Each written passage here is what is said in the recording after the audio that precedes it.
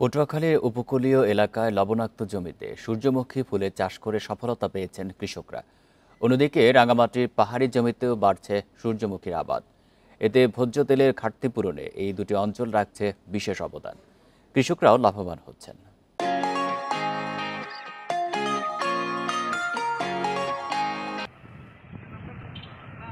পটুয়াখালীর মহিপুর ইউনিয়নের বিপণীপুর গ্রাম জমিতে লবণাত্মক বাড়ায় গেল কয়েক বছর ধান ও সবজির ফলন কমতে থাকে।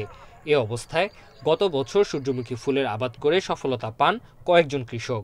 এই মৌসুমেও গ্রামের ২৮ বিঘা জমিতে সূর্যমুখীর আবাদ করেছেন ১৫ জন। আমাদের যে বড় চাষ করতাম সেইটা ভালো হয় না, তারপর আমরা এই ফুলের চাষ আরম্ভ করছি, খুবই একটা ভালো হয়।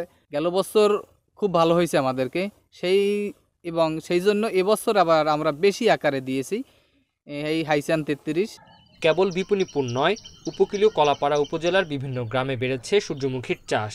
এবার ১,৯৫০ হেক্টর জমিতে সূর্যমুখীর আবাদ হয়েছে, যা থেকে প্রায় ৪১ কোটি টাকার ভোজ্য তেল উৎপাদন হবে বলে আশা করছে কৃষি বিভাগ।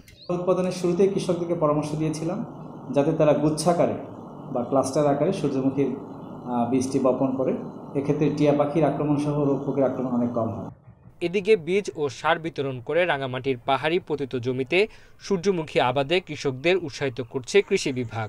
চলতি মৌসুমে জেলায় সূর্যমুখীর আবাদ হয়েছে ১৬৫ হেক্টর জমিতে, যা থেকে প্রায় ৪ কোটি টাকার ভোজ্য তেল উৎপাদন হবে।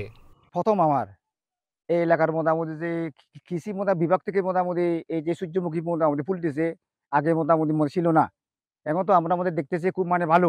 আমরা আমাদের কৃষি প্রণোদনা থেকে ২০০ বিঘা এবং ২০০ জন মানুষকে আমরা প্রণোদনা দিতে পেরেছি।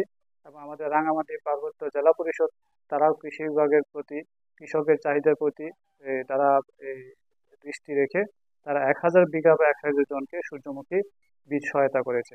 সূর্যমুখীর আবাদ বাড়ানো গেলে ভোজ্য তেল আমদানি কমানো সম্ভব হবে বলে মনে করেন কৃষি কর্মকর্তারা। Independent news.